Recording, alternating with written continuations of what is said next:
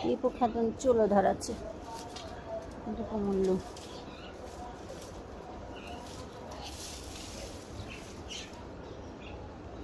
এবার কলা পাতা দেওয়ার উপরে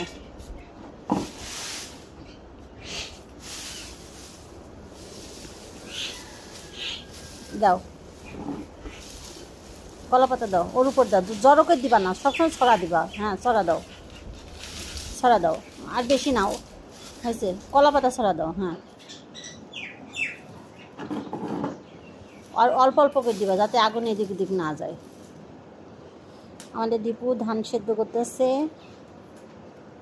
এই প্রথম যাক সাহস করে আগাইছে দীপু ধান সেদ্ধ করার জন্য।